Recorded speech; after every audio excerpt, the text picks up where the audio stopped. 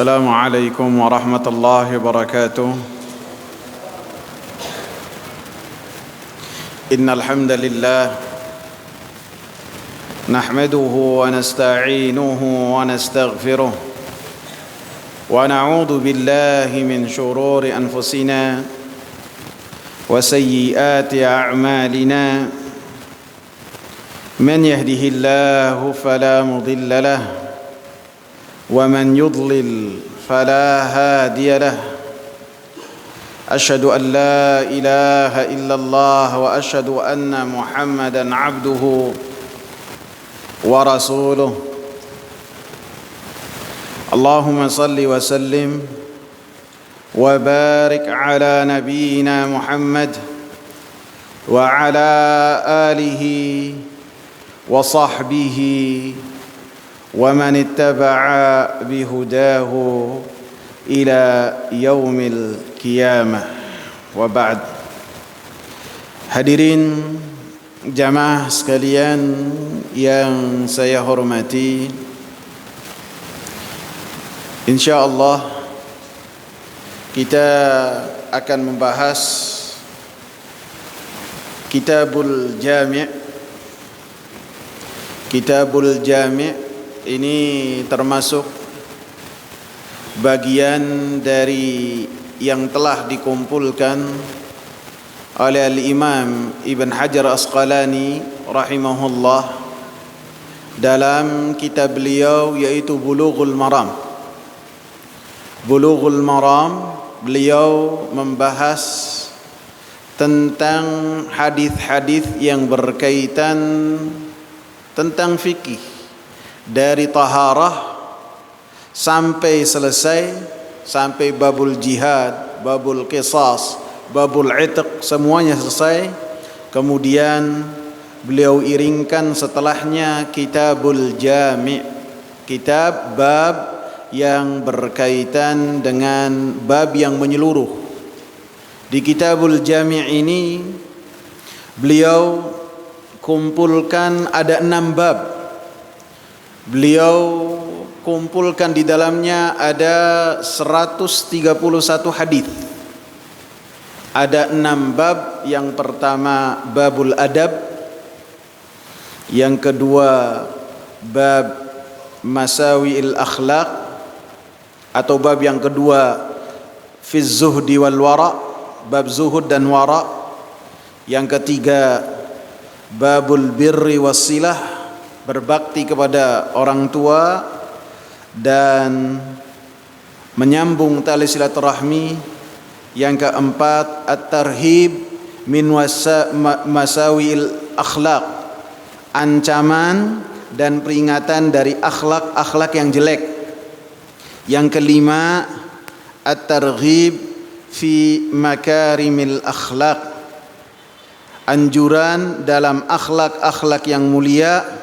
Dan bab yang keenam adalah yang berkaitan dengan az-zikru wad-du'a, zikir dan doa. Jadi yang beliau kumpulkan ini yang berkaitan dengan fadailul a'mal, amalan-amalan yang amalan-amalan tersebut sudah menjadi sebuah keharusan bagi orang-orang yang belajar ilmu hadis. Baik itu diawali dengan bab taharah sampai selesai, maka tidak boleh untuk melalaikan akhlak. Harus dia itu dengan Al-Imam Ibn Hajar Asqalani menempatkan 131 hadis ini dalam Kitabul Jami', sehingga menjadi anjuran buat kita semua untuk kita ini berakhlak dengan akhlak yang mulia, untuk kita beradab. Adab apa saja yang telah diperintahkan oleh Allah dan Rasulnya yang tercantum dalam hadis-hadis, sehingga kita memperhatikannya, sehingga beradab dengan adab yang mulia dan menjauh dari adab-adab yang jelek. Lebih-lebih di bab yang kelima dan keenam ada peringatan dan anjuran, sehingga orang-orang yang menuntut ilmu senantiasa menjaga terhadap semua yang telah diperintahkan oleh Allah Subhanahu wa taala. melaksanakan semua yang telah diperintahkan oleh Allah Subhanahu wa taala, yang sifatnya hablum minallah, hubungan dia langsung dengan Allah Subhanahu wa taala, dan muamalah dia dengan manusia, sehingga menjadi suatu keharusan, sehingga penuntut-penuntut ilmu diingatkan, dengan hatinya itu dilembutkan dengan hadis-hadis Nabi sallallahu alaihi wasallam, sehingga apabila ada perangai, sikap, perbuatan yang menyelisihi hadis-hadis dari Nabi sallallahu alaihi wasallam yang berkaitan dengan akhlak, maka ia berusaha untuk meluruskannya. Sehingga ketika kita membahas tentang hal ini, maka dengannya kita memperbaiki diri kita dan memperbaiki masyarakat kaum muslimin. Dan apa yang telah dilakukan oleh Imam An-Nawawi rahimahullah pun telah dilakukan oleh imam-imam pendahulunya, seperti Al-Imam Al-Bukhari. Beliau memiliki kitab Al-Adab Al-Mufrad, beliau memiliki kitab Sahih, dan memiliki juga kitab Adab.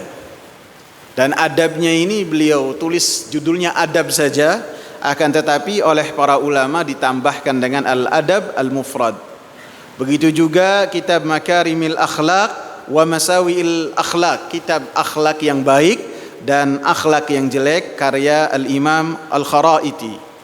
Begitu juga kitab Rawdatul Uqala wa Nuzhatul Fudala, karya Ibn Hibban. Dan para ulama selainnya ini menunjukkan bahwasanya para ulama memperhatikan tentang hadis-hadis yang berkaitan dengan muamalah kita dengan sesama orang-orang yang beriman, bahkan muamalah kita dengan orang-orang kafir, bahkan muamalah kita dengan hewan, bahkan muamalah kita dengan tumbuh-tumbuhan yang ada di sekitar kita. Islam agama yang sempurna mengatur itu semua. Sehingga disebutkan bagi siapa-siapa saja yang meremehkan hal tersebut, dikatakan oleh Imam Abdullah bin Mubarak. Ini Abdullah bin Mubarak ini ahli hadisnya di negeri Syam, dan beliau gurunya dari Al-Imam Al-Bukhari. Beliau mengatakan, man tahawana bil adab uqiba bihirmanis sunan. Ini antum perhatikan, siapa orang yang meremehkan adab, muamalah dengan orang lain, dengan dirinya, dengan orang lain, orang yang beriman, orang yang lebih tua, orang yang lebih kecil, anak-anak, bahkan orang kafir seperti saya sebutkan, uqiba bihirmanis sunan, maka dia akan dihukum dengan dia itu tidak bisa untuk melaksanakan sunnah-sunnah yang telah dicontohkan oleh Rasulullah sallallahu alaihi wasallam. Wa man tahawana bis sunan uqiba bihirmanil faraid. Siapa yang meremehkan sunnah-sunnah yang telah dicontohkan oleh Rasulullah, perkara-perkara sunnah yang bukan wajib, meremehkan. Salat qabliyah, ba'diyah, dia remehkan, maka uqiba bihirmanil faraid, maka dia akan dihukum dengan meremehkan perkara-perkara yang wajib. Jadi syaitan itu menggoda manusia sedikit demi sedikit. Kalau orangnya rajin semua, bagus semua, nanti syaitan berusaha untuk merusak cara dia dan muamalah dia dengan orang, sehingga apa yang dia bawa ini tidak menjadi suri tauladan buat orang lain. Dirusak caranya, omongannya kasar walaupun benar apa yang dikatakan. Padahal omongan yang hak harus disampaikan dengan cara yang hak. Kalau sudah orangnya ini meremehkan adab, nanti sama syaitan dibisiki lagi. Yang tadinya rajin dengan perkara-perkara yang sunnah, dia meremehkan. Dari puasa sunnah, dari sholat sunnah, sampai perkara-perkara yang sunnah. Kemudian diseret lagi, man tahawana bil faraid uqiba bihirmanil ma'rifah. Maka siapa yang meremehkan apa yang diwajibkan oleh Allah Subhanahu wa taala kepadanya, maka dia akan dihukum dengan tidak mengetahui dan mengenal Allah Subhanahu wa taala. Sebagian orang mengatakan yang penting hatinya, yang penting akidahnya. Padahal semua itu saling berkesinambungan. Semuanya. Kalau diingatkan tentang perkara-perkara yang wajib, sholat berjamaah di masjid, yang penting tauhid yang benar. Salah. Tauhid yang benar, buktinya apa? Terhadap perintah-perintah Allah dia mengagungkan. Terhadap sunnah-sunnah Nabi dia perhatikan. Terhadap adab dia pun mempelajari dan mengamalkan apa yang dia ketahui. Sehingga Allah Subhanahu wa taala dalam surat Al-Ma'un mengkaitkan akidah itu dengan apa? Dengan perangai sosial seseorang. Akidah. Ara'aital ladzi apa? Apakah kamu tahu siapa orang-orang yang tidak memiliki akidah? Siapa orang-orang yang mendustakan hari pembalasan? Apa ayat sesudahnya? Fadzalika yad'ul yatim. Orang yang tidak berakhlak kepada anak yatim. Tidak berakhlak. Boro-boro ngasih duit, boro-boro ngayomi, malah mentang-mentang gak ada bapaknya ditampol, dipukul, dicubit. Ini menunjukkan orang ini tidak ikhlas, tidak berakidah. Kalau orang berakidah tahu hari kiamat kelak semua amalannya akan dihisab, termasuk ketika dia beramah tamah dengan anak kecil, termasuk ketika dia berbicara dengan anak yatim. Ini afan anak pakai tangan kiri karena tangan kanannya megang catatan. Wala yahuddu ala ta'amil miskin, dan tidak menganjurkan untuk memberi makan kepada orang-orang miskin. Tidak menganjurkan. Padahal menganjurkan ini gampang. Dengan share, dengan ada orang ngomong ayo silakan berbagi. Tidak harus dikumpulkan, sendiri-sendiri saja bisa. Gampang. Tidak bermodal, cuma ngomong, enggak mau. Gimana kalau dia ngeluarin sendiri dari kantong dia? Lebih susah lagi. Ini menunjukkan dia tidak memiliki akidah dengan akidah yang benar. Dia tidak memiliki iman bahwasanya dia akan mati dan akan dibangkitkan oleh Allah Subhanahu wa taala untuk mempertanggungjawabkan semua amalan dia. Jadi ujung-ujungnya dari adab ini sampai dia akan dihalangi untuk mengenal dan mengagungkan Allah Subhanahu wa taala. Jadi perkara yang besar ini, ikhwan. Berkata Imam Ibn Al-Qayyim rahimahullah, adabul mar'i unwanu sa'adatih wa falahih. Adab seseorang menunjukkan tingkat kebahagiaan dia dan keberuntungan dia. Adab dia. Ketika seorang memiliki adab dan mengetahui tentang adab dan mengamalkan adab, ia perhatikan dan ia laksanakan, maka itu menunjukkan tanda bahwasanya dia itu termasuk orang-orang yang berbahagia, orang-orang yang beruntung, orang-orang yang mendapatkan kelezatan ketika beribadah kepada Allah Subhanahu wa taala. Orang-orang yang ketika bertakwa dia merasa berbahagia dengan ketakwaannya. Kebahagiaan letaknya di hati. Ketika hati tunduk patuh kepada yang telah menciptakannya, maka Allah Subhanahu wa taala akan berikan kepada dia kebahagiaan. Dzaqa ta'mal iman man radiya billahi rabban. Kata Rasulullah sallallahu alaihi wasallam, akan merasakan manisnya keimanan ketika seseorang benar-benar mengenal Allah Subhanahu wa taala dan ridha bahwasanya Allah Subhanahu wa taala sebagai Rabbnya, Rabb pengatur. Hidup kita diatur oleh Allah Subhanahu wa taala. Orang-orang yang ridha bahwasanya Allah Subhanahu wa taala Rabbnya, ketika diberi dengan kebahagiaan, kemudahan, dia bersyukur kepada Allah Subhanahu wa taala dengan lisan, dengan anggota badannya, dengan hatinya. Dia bersyukur kepada Allah.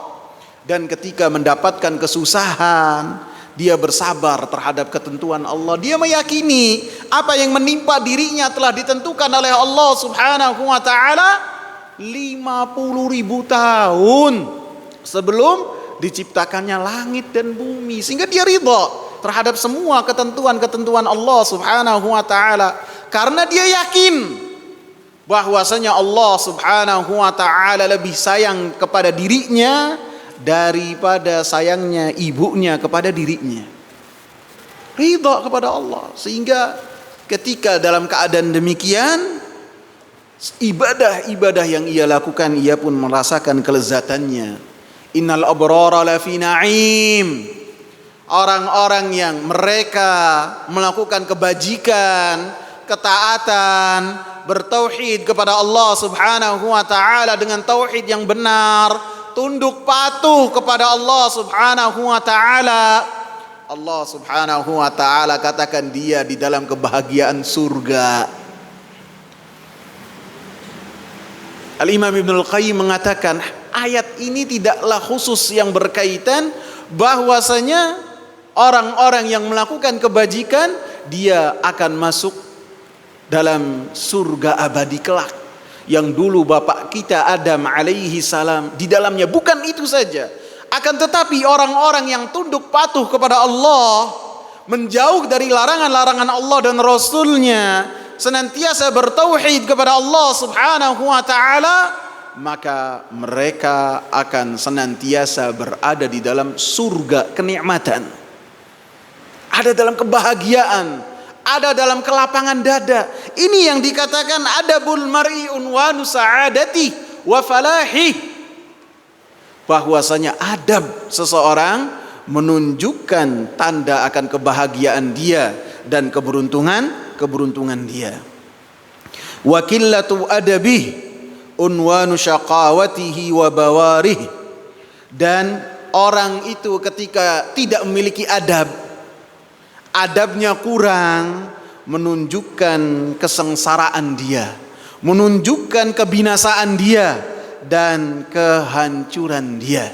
Ini pentingnya adab, sehingga hadis-hadis yang nanti akan kita bahas ini adalah perkara-perkara yang besar yang menunjukkan akan kebahagiaan seseorang, walaupun hadis-hadisnya membahas tentang akhlak, tentang hubungan kita dengan manusia dan hubungan kita dengan orang-orang yang ada di sekitar. Famastujliba khairud dunya wal akhirati bimithlil adab. Tidak ada yang bisa menghasilkan kebaikan dunia dan akhirat seperti adab. Luar biasa. Nanti akan kita bahas tentang bagaimana akhlak itu kedudukannya di sisi Allah. Inna min ahasinukum, termasuk dari orang-orang yang paling baik di antara kalian, ahasinukum akhlaqa, orang-orang yang paling baik akhlaknya. Dan orang yang paling dekat nanti dengan Rasulullah kedudukannya di surga siapa? Ahasinukum akhlaqa, orang-orang yang paling baik akhlaknya. Sebagaimana Nabi sallallahu alaihi wasallam ketika sebelum diangkat menjadi nabi, beliau dikenal dengan orang yang memiliki akhlak yang luar biasa. Walastujliba hirmanuhuma bimithli qillatil adab. Dan tidaklah ada yang akan menghalangi seseorang untuk mendapatkan kebaikan dunia dan kebaikan akhirat seperti adab ini, seperti kurang adabnya seseorang. Jadi ini menunjukkan adab ini adalah perkara yang besar. Adapun definisi adab, ya sesuatu yang dengannya ketika seorang melakukannya dipuji, baik itu yang berkaitan dengan perbuatan dan yang berkaitan dengan perkataan. Walaupun adab ini bisa dikatakan semua yang telah Rasulullah sallallahu alaihi wasallam bawa itu adalah adab. Akan tetapi yang kita bahas adalah secara khusus yang berkaitan dengan akhlak bersama dengan sesama kita. Hadis yang pertama, an Abi Hurairah radhiyallahu anhu qala qala Rasulullah sallallahu alaihi wasallam. Dari Abu Hurairah radhiyallahu anhu berkata Rasulullah sallallahu alaihi wasallam, haqqul muslimi 'alal muslimi sittun. Hak muslim atas muslim yang lainnya ada 6. Idza laqitahu fasallim alaihi. Apabila engkau berjumpa dengan muslim yang lain, fasallim alaihi, maka berikanlah salam. Wa idza da'aka fa'ajibhu.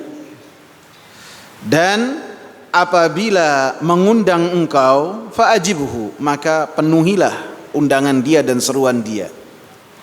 Wa idza stansahaka fansahhu. Apabila dia meminta nasihat darimu, fansahhu, maka berikanlah nasihat. Wa idza atasa fahamidallaha fasammithu. Apabila bersin kemudian dia mengucapkan alhamdulillah, fasammithu, maka lakukanlah tasmit. Dalam riwayat yang lain fashammithu, ucapkanlah tasmit. Jadi bisa dengan sin, bisa juga dengan shin. Wa idza marida fa'udhu. Apabila sakit, fa'udhu, maka kunjungilah dia, tengoklah dia. Wa idza mata fatba'hu. Dan apabila meninggal dunia, fatba'hu, maka iringkanlah jenazah dia. Rawahu Muslim. Dalam riwayat yang telah dikeluarkan oleh Al-Imam Muslim. Hadis ini muttafaqun alaih karena dalam Sahih Bukhari disebutkan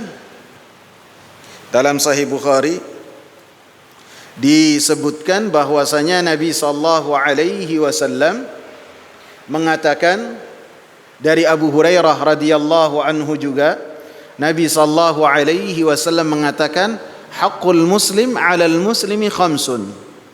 Hak muslim atas muslim yang lainnya ada 5. Kemudian beliau menyebutkan 5 yang sama, kecuali tidak menyebutkan wa idzastansahaka fansahhu. Apabila meminta nasihat darimu, maka berikanlah nasihat. Jadi hadis ini hak muslim atas muslim yang lainnya ini muttafaqun alaih, kecuali lafaz wa idzastansahaka fansahhu. Hadis ini bersumber dari Abu Hurairah radhiyallahu anhu. Beliau bernama Abdurrahman bin Sakhr dan beliau bermiliki kunyah Abu Hurairah. Beliau dari negeri Yaman, dari suku Daus. Nama beliau sangat banyak, aslinya siapa? Saking lebih dikenalnya dengan Abu Hurairah, dikatakan bahwasanya yang menjuluki beliau Abu Hurairah adalah Rasulullah, dan disebutkan juga bahwasanya yang menjuluki beliau sebagai Abu Hurairah adalah ayahnya. Dan disebutkan juga pada zaman jahiliyah beliau itu memiliki kunyah dengan Abul Aswad. Beliau lahir 31 tahun setelah tahun gajah. Jadi patokan pada saat itu tidak ada kalender, tidak ada penanggalan, yang ada patokannya dengan kejadian-kejadian besar. Kalau Nabi lahirnya kapan? Tahun gajah. Pas tahun gajah. Sebulan setelah tahun gajah. Kalau Abu Bakar 2 tahun setelah tahun gajah. Adapun Abu Hurairah radhiyallahu anhu 31 tahun setelah tahun gajah. Dan beliau memeluk Islam datang kepada Nabi sallallahu alaihi wasallam pada tahun 7 Hijriah di bulan Muharram. Ketika Nabi sallallahu alaihi wasallam mengepung kota Khaybar, datanglah Abu Hurairah, dan setelahnya Abu Hurairah senantiasa melazimkan dirinya dengan Rasulullah sallallahu alaihi wasallam. Rasulullah sallallahu alaihi wasallam telah memuji bagaimana semangatnya Abu Hurairah dalam menuntut ilmu. Ketika Abu Hurairah bertanya kepada Rasulullah sallallahu alaihi wasallam, "Ya Rasulullah, man as'adun nasi bi syafa'atika yaumal qiyamah?" Wahai Rasulullah, siapakah orang yang paling berbahagia dengan syafaatmu pada hari kiamat? Maka kata Rasulullah sallallahu alaihi wasallam dengan mengatakan, "Sungguh saya telah meyakini bahwasanya tidak ada seorang pun yang bertanya tentang hal ini selain engkau. Lihirsika 'alal hadis, karena engkau adalah orang yang sangat semangat sekali dalam mencari hadis dari Rasulullah sallallahu alaihi wasallam."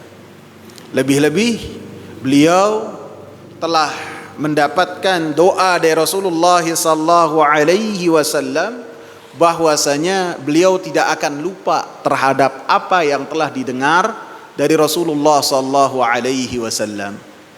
Rasulullah sallallahu alaihi wasallam mengatakan, "Man yabsutu ridaahu hatta aqdiya maqalati fa thumma yaqbiduhu ilaihi falan yansa syai'an minni sami'ahu." Siapa yang dia itu melapangkan ridanya, selendangnya, menghamparkannya di tanah sekarang sampai saya itu selesai berbicara, kata Rasulullah sallallahu alaihi wasallam, kemudian dia ambil lagi, maka kata Rasulullah dia tidak akan melupakan sedikit pun dari apa yang telah dia dengar dariku. Maka Abu Hurairah begitu dengar hal ini dari Rasulullah baru ngomong sepenggal, dia langsung menghamparkan selendang dia. Kemudian setelah Rasulullah sallallahu alaihi wasallam selesai berbicara, maka beliau pun mengambil selendang dia persis seperti apa yang dikatakan oleh Rasulullah sallallahu alaihi wasallam. Maka kata Abu Hurairah, "Fawalladzi nafsi biyadihi," maka demi jiwaku yang berada di tangan Allah Subhanahu wa taala, "ma nasitu syai'an sami'tuhu min Rasulillah sallallahu alaihi wasallam." Saya tidak pernah sedikit pun lupa terhadap apa yang telah dikatakan oleh Rasulullah sallallahu alaihi wasallam. Tidak pernah lupa apa yang dikatakan oleh Rasulullah, maka beliau akan senantiasa ingat. Maka para sahabat walaupun telah mendengarkan janji dari Rasulullah, kemudian dia tidak berleha-leha. Akan tapi setelah Rasulullah masuk ke rumahnya, Abu Hurairah tidak ada akses lagi untuk ada di sebelahnya Rasulullah, maka beliau mengulang-ulang hadis yang beliau dengar dari Nabi sallallahu alaihi wasallam hari itu sampai tengah malam. Bahkan sampai larut malam. Sehingga Rasulullah memberikan nasihat kepada Abu Hurairah, kalau sebelum tidur witir dulu. Karena Abu Hurairah kalau bangun pas azan dikumandangkan. Karena apa? Kecapean mengulang-ulang hadis yang ia dengar dari Nabi sallallahu alaihi wasallam. Sehingga beliau ahli hadis yang sangat luar biasa sekali. Ahli hadis dari kalangan sahabat, dan beliau juga meriwayatkan hadis yang sangat banyak. Bahkan beliau mengatakan, saya memiliki 3 bejana ilmu, saya memiliki 2 bejana ilmu. Apabila ilmu ini saya sebar semua, kepala saya bakal lepas dari leher. Akan tapi beliau hanya lihat hal-hal yang paling penting, sehingga beliau hanya meriwayatkan 5.300 74 hadis saja yang sampai kepada kita. Beliau mengatakan tidak ada orang yang lebih banyak hadisnya daripada aku, tidak ada. Mungkin yang bisa lebih banyak itu ada Abdullah bin Amr bin Al-As. Ada itu. Abdullah bin Amr bin Al-As, kata Abu Hurairah, bisa dia lebih banyak dariku. Fa innahu yaktub wa ana la aktub. Dia bisa menulis sedangkan saya ummi. Akan tetapi Abdullah bin Amr bin Al-As tidak tinggal di kota Madinah. Beliau mengikuti ayahnya ke Mesir. Bahkan wafatnya pun kalau tidak salah, kalau tidak di Mesir, Palestina, ya kalau tidak di Mesir di Palestina. Atau di Taif, bukan di kota Madinah. Akan tapi penuntut ilmu yang banyak datang itu adalah ke kota Madinah. Sehingga dikatakan oleh Abu Hurairah, lebih dari 800 orang yang mengambil hadis dari Abu Hurairah radhiyallahu anhu. Dan beliau wafat pada tahun 59 atau 58 Hijriah, sebelum tahun 60 Hijriah. Karena doa yang beliau panjatkan adalah, ya Allah, jangan sampai saya ketemu dengan tahun 60 Hijriah. Doa khusus yang beliau panjatkan kepada Allah Subhanahu wa taala. Kemudian dalam hadis ini disebutkan tentang bagaimana hubungan kita dengan sesama orang-orang yang beriman. Maka dengan dibahasnya 6 hal ini menunjukkan bahwasanya Islam adalah agama yang menghantarkan seseorang kepada kasih sayang, kepada saling perhatian di antara orang-orang yang beriman. Sehingga Islam yang dibawa oleh Nabi SAW menjelaskan hak-hak muslim dengan muslim yang lainnya, sehingga apabila satu dengan yang lainnya melakukan hak-hak tersebut akan menjadikan orang-orang yang beriman saling mencintai dan saling mengasihi di antara mereka. Dan hal ini adalah hal yang sangat mudah sekali, hak-hak yang sangat mudah sekali bagi siapa-siapa yang dimudahkan oleh Allah Subhanahu wa taala, sehingga akan terbiasa dan akan melakukannya dengan mudah sekali. Mengucapkan salam, menjenguk orang sakit, maka itu semuanya adalah amalan-amalannya, dengannya seseorang akan saling menyayangi. Lebih-lebih dalam 6 hal yang disebutkan, 3 diantaranya ketika seseorang masih hidup, dalam keadaan sehat walafiat, dalam keadaan tidak ada kendala apa-apa. Mengucapkan salam, memanggil orang untuk datang ke rumahnya, baik itu walimah ataupun yang lainnya, dan meminta nasihat ketika seorang dalam keadaan sehat walafiat, tidak ada masalah apa-apa, tidak ada kendala apa-apa. Adapun 3 yang lainnya, maka bersin juga sehat walafiat ya. Bersin atau berarti 2 yang terakhir yang berkaitan dengan tahapan kehidupan seseorang. Ketika seseorang sakit dijenguk, maka yang dijenguk itu akan berbahagia. Apabila mentalnya itu tidak kuat, dikuatkan dengan ketika dia dijenguk.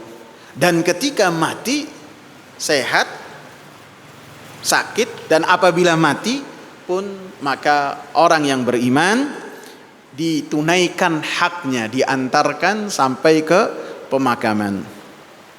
Dan ketika disebutkan hak muslim atas muslim yang lainnya, hak ini menunjukkan bahwasanya hak-hak yang harus kita perhatikan lebih dari hak-hak yang lainnya. Bisa dikatakan bahwasanya hak-hak yang disebutkan dalam hadis ini adalah hak-hak yang harus kita tekankan dan kita perhatikan lebih dari hak-hak yang lain. Karena hak muslim atas muslim yang lainnya tidak hanya 6 ataupun 5, tidak, lebih dari 6, lebih dari 10. Akan tetapi ketika Rasulullah SAW menyebutkan 6 saja, maka ini menunjukkan 6 hal yang disebutkan oleh Rasulullah sallallahu alaihi wasallam adalah lebih penting dari yang lainnya, lebih harus ditekankan dari yang lainnya. Yang pertama, apa yang pertama? Idza laqitahu fasallim alaih. Apabila engkau bertemu dengan orang yang beriman, maka ucapkanlah salam. Ucapkanlah salam kepadanya dengan mengucapkan assalamualaikum ataupun dengan mengucapkan assalamualaikum warahmatullahi wabarakatuh. Yang penting mengucapkan salam, menebar salam di antara orang-orang yang beriman.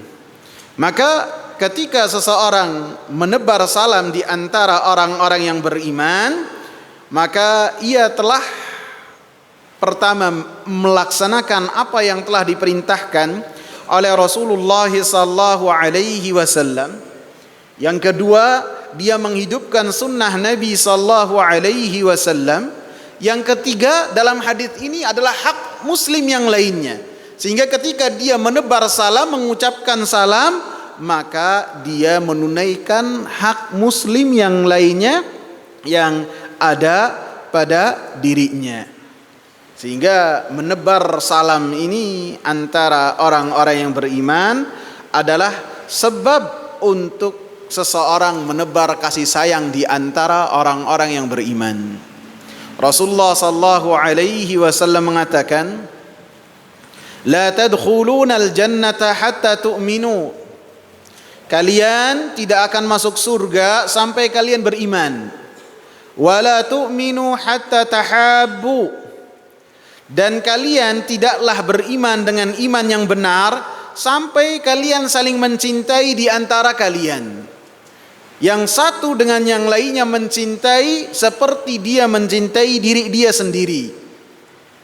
Awala adullukum ala syai'in idza fa'altumuhu tahabbtum.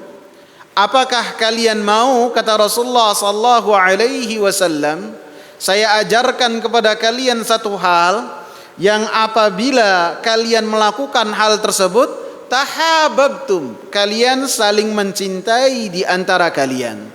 Kemudian Rasulullah sallallahu alaihi wasallam katakan, afsyus salama bainakum. Tebarkanlah salam di antara orang-orang yang beriman. Tebarkanlah salam di antara kalian, maka kalian akan saling mencintai. Dan apabila kalian saling mencintai, menunjukkan ikatan keimanan di antara kalian adalah ikatan yang kuat lagi kokoh. Dan apabila kalian memiliki ikatan yang kokoh berupa keimanan, kalian masuk surga, kata Rasulullah sallallahu alaihi wasallam. Menunjukkan bahwasanya dengan menebar salam, kalian akan masuk surga dan saling mencintai. Kalian akan saling respect di antara kalian. Ini diucapkan oleh Rasulullah sallallahu alaihi wasallam. Akan tetapi harus diingat, para sahabat ketika mendengar hadis ini, karena para sahabat adalah contoh yang luar biasa, yang apa yang mereka amalkan yang berkaitan dengan hadis-hadis Nabi dan ayat-ayat, pengamalannya telah dipuji oleh Allah Subhanahu wa taala. Maka walaupun ada menebar salam dan anjurannya, salah satunya adalah masuk surga, para sahabat ridwanullahi alaihim tidak pernah melakukan menebar salam antara mereka dengan sahabat-sahabat perempuan. Paham enggak? Menebar salam anjuran, akan tapi para sahabat tidak pernah diriwayatkan ketika mereka dengan sahabat-sahabat perempuan berpapasan kemudian saling menebar salam di antara mereka. Tidak. Mereka kalau berpapasan saja, tidak menebar salam di antara mereka, sehingga menebar salam ini khusus antara ikhwan dan akhwat ataupun ikhwan dan akhwat yang mahram di antara mereka. Adapun akhwat mengucapkan salam kepada ikhwan, maka ini tidak dianjurkan. Karena apa? Para sahabat perempuan tidak pernah melakukan hal tersebut. Ustadz, kalau yang saya salamin Ustadz sama, tidak boleh. Khusus akhwat sama akhwat. Kecuali apabila pertemuannya itu emang pertemuan yang aman dari fitnah. Akan tapi apabila begitu lewat kemudian berpapasan kemudian mengucapkan salam, nggak apa-apa, ini sih beda kelasnya Ustadz, tidak sama. Apabila tidak boleh atau tidak pernah dicontohkan oleh para sahabat perempuan ketika bertemu dengan para sahabat laki-laki, maka kita pun dalam pengamalannya harus dengan demikian.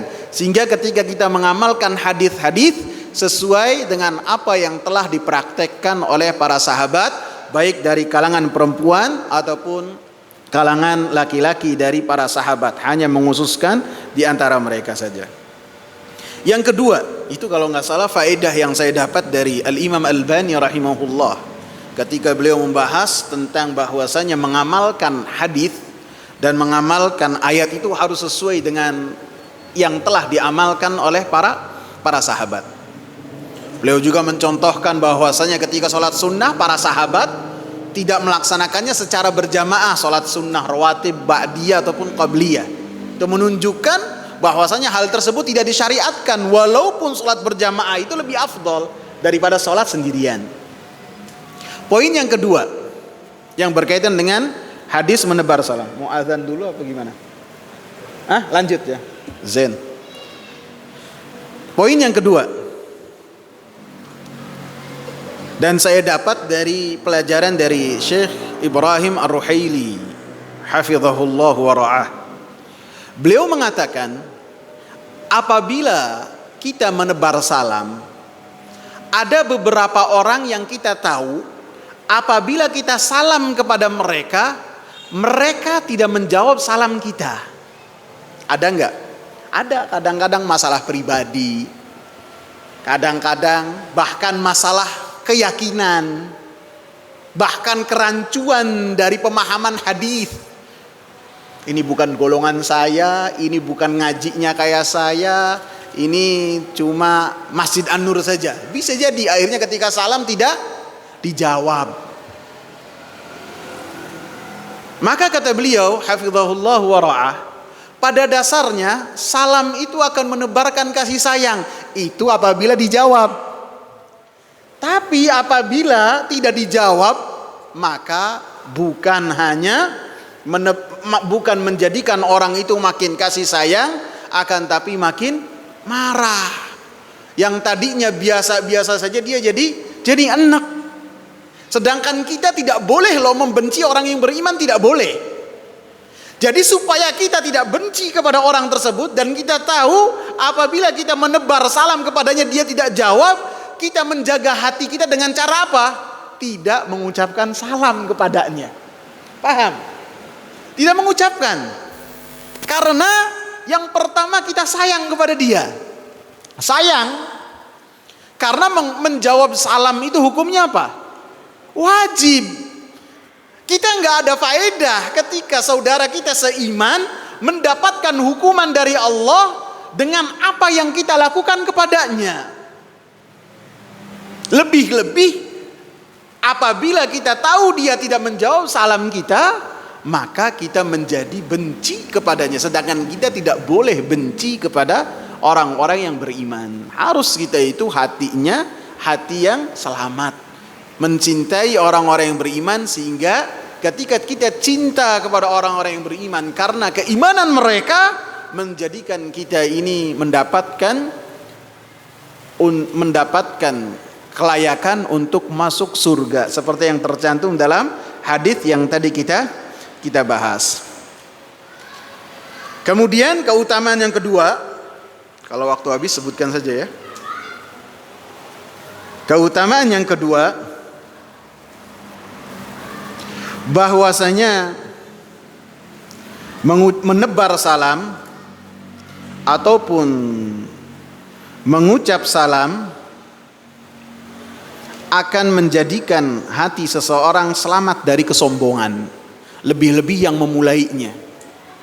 Untuk bertemu dengan orang lain, tidak tunggu dia mengucapkan salam, lebih-lebih yang berpapasan ya. Jangan tunggu diucapin salam. Saya senior nih dalam majelis taklim. Ini baru kemarin nih datang ke majelis, jangan. Akan tapi apa? Berebut untuk mengucapkan salam. Kata Rasulullah, afsus salama taslamu wal asyaratu syarr. Kata Rasulullah. Hadis yang bersumber dari Al-Bara ibn Azib dan disahihkan oleh Al-Imam Al-Albani dalam Sahih Al-Adab Al-Mufrad. Tebarkanlah salam di antara kalian. Taslamu, kalian akan selamat. Akan selamat. Wal asyaratu syarr, dan kesombongan itu kata Rasulullah adalah jelek. Artinya orang-orang yang mereka membiasakan diri mereka untuk mengucapkan salam, maka mereka akan lebih selamat dari kesombongan. Hati mereka bersih dari kesombongan. Antum perhatikan nih. Ini perintah-perintah Rasulullah, apabila kita laksanakan, maka kita akan selamat termasuk di akhirat kelak. Karena apabila ada kesombongan sedikit tersisa di hati kita, walaupun sebesar biji sawi, sekecil apapun, maka kata Rasulullah apa? La yadkhulul jannata man kana fi qalbihi mithqalu dzarratin minal kibr. Tidak bakal masuk surga orang-orang yang ada di dalam hatinya sekecil apapun dari kesombongan. Termasuk kiat kita, cara kita untuk terbebas dari kesombongan adalah dengan senantiasa mengucapkan salam. Dan mengucapkan salam ini, memulainya hukumnya sunnah. Memulainya, kita memulai mengucapkan assalamualaikum, hukumnya sunnah. Adapun menjawab ucapan salam itu adalah hukumnya wajib. Hukumnya wajib. Allah Subhanahu wa taala mengatakan, wa idza huyyitum bitahiyyatin fahayyu bi ahsana minha aw rudduha. Apabila kalian diberikan ucapan salam, assalamualaikum, fahayyu bi ahsana minha, kalian jawab dengan yang lebih baik. Kalau dia mengucapkan assalamualaikum, kita jawab waalaikumsalam warahmatullah. Kalau orang tersebut mengucapkan assalamualaikum warahmatullah, kita jawab waalaikumsalam warahmatullahi wabarakatuh. Apabila orangnya itu menyebutkan ketiga-tiganya, Abdullah bin Umar menjawabnya dengan ketiga-tiganya, dan beliau tambahkan dengan wa maghfiratuh. Cukup sampai situ. Aurudduha, kalau tidak bisa menjawab dengan yang lebih baik, menjawabnya juga dengan semisal dia. Kalau dia mengucapkan assalamualaikum, kita jawab waalaikumsalam. Semisal dia. Dan semisal itu oleh para ulama dijabarkan dari cara pengucapan, cara penyampaian. Jangan sampai yang salamnya assalamualaikum, yang jawabnya waalaikumsalam. Ini tidak serupa. Tidak serupa. Harus dengan gaya yang pas. Kalau orangnya semangat assalamualaikum, kita jawab waalaikumsalam. Ini yang serupa. Benar enggak? Jadi semangatnya itu assalamualaikum saja. Assalamualaikum, waalaikumsalam. Sebagian orang jawab salam bisik kayak orang malu tuh, waalaikumsalam. Ini enggak serupa. Serupa itu harus nada. Bahkan kalau orangnya senyum, assalamualaikum, maka cara serupanya pun dengan waalaikumsalam. Dia bilangannya berapa, nadanya gimana. Kalau dia senyum, kita balas dengan senyum juga, waalaikumsalam. Ini yang serupa. Jangan salam terus dijawabnya dengan cara yang bikin keki orang yang mengucapkan salam ini. Bener nggak? Udah salamnya semangat, dijawabnya waalaikumsalam. Wah, ini nggak serupa, harus serupa. Dan seperti yang saya sebutkan, bahwasanya salam ini hukumnya untuk yang memulai, hukumnya sunnah. Untuk yang memulai. Adapun yang menjawab, hukumnya wajib. Hukumnya wajib. Ketika memulai assalamualaikum, ini sunnah dan mendapatkan fadilah-fadilah yang tadi kita sebutkan. Selamat dari kesombongan, masuk surga, melaksanakan perintah Rasul, melaksanakan hak muslim. Ketika seorang menjawab maka wajib. Akan tetapi apabila sebelumnya, sehingga para ulama mengatakan setiap yang wajib pada dasarnya itu lebih utama daripada yang sunnah pada dasarnya. Salat fardu zuhur dibandingkan dengan qobliyah zuhur yang 4 rakaat juga, mana yang lebih afdal? Zuhur ini wajib. Itu kaidah dasarnya. Dikecualikan oleh para ulama salam. Salam yang memulainya hukumnya sunnah, yang menjawab hukumnya wajib. Akan tetapi yang sunnah yang memulai itu lebih baik dan lebih afdal di sisi Allah Subhanahu wa taala. Hadis-hadisnya Rasulullah katakan diantaranya wa khairuhum alladhi yabda'u bisalam. Yang paling baik adalah orang yang memulai salam, yang paling baik gitu.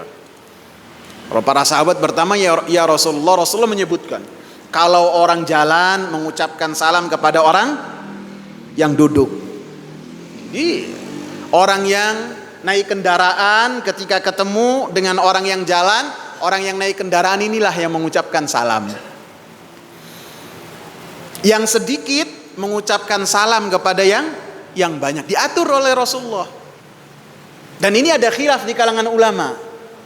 Ada yang mengatakan apabila yang sedikit juga boleh mengucapkan yang salam, akan tapi yang saya kuatkan adalah seperti konsepnya dan caranya yang telah dijabarkan oleh Rasulullah. Bilangannya, yang naik kendaraan mengucapkan salam kepada yang berjalan. Jangan sampai yang naik motornya itu ustadz, yang jalan kakinya itu jamaah, yang ngucapin salam siapa? Yang jalan. Assalamualaikum. Ini menyelisihi hadis. Rasulullah menjabarkan siapa yang mengucapkan salam seharusnya? Yang naik kendaraan. Begitu juga ketika yang lewatnya itu ada yang lewat kemudian yang duduk.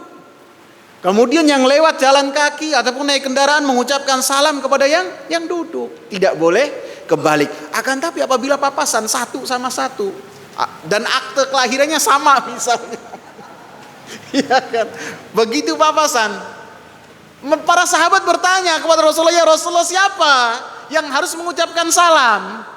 Siapa? Maka Rasulullah katakan, inna awlan nasi billahi man bada'ahum bisalam. Orang yang paling dekat kedudukannya dengan Allah ketika berpapasan itu, dialah yang paling ada keanjuran untuk memulai salam. Dianjurkan demikian. Kemudian dalam hadis ini juga disebutkan idza laqitahu fasallim alaihi. Apabila engkau berjumpa dengan orang yang beriman maka ucapkanlah salam.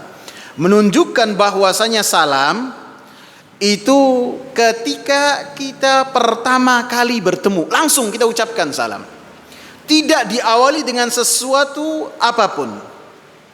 Ketika kita bertemu kita langsung mengucapkan salam.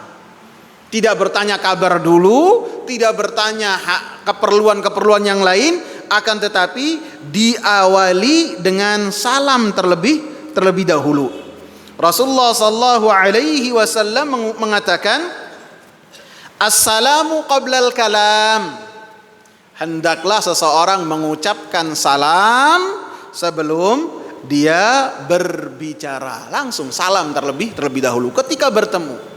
Dan ketika pertemuannya berulang-ulang, maka dianjurkan lagi untuk mengucapkan salam. Pertemuannya berulang-ulang itu gimana?